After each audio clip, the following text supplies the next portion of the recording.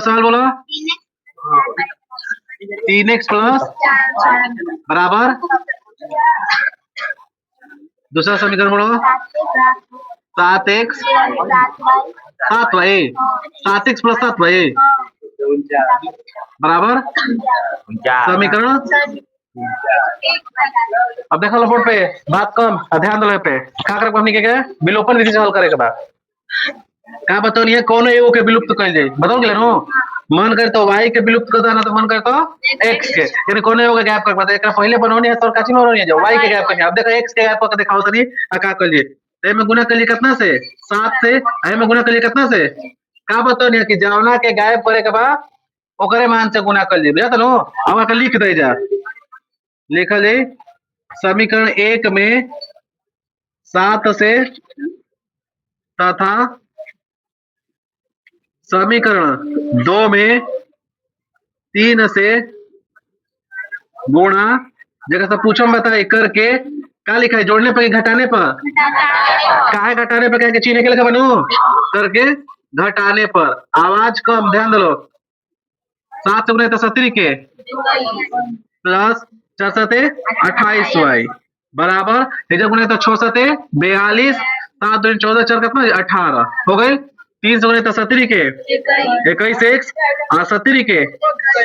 y आएगा 9 तिया 27 चौथे 12 2 कितना 14 हो गए बस ओके ध्यान दो।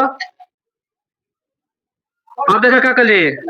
आवाज कम करके ध्यान समझ लो का पता नहीं पे चिन्ह बदले घटा बनो प्लस बता का कर दिए प्लस बता का कर दिए प्लस बता का कर दिए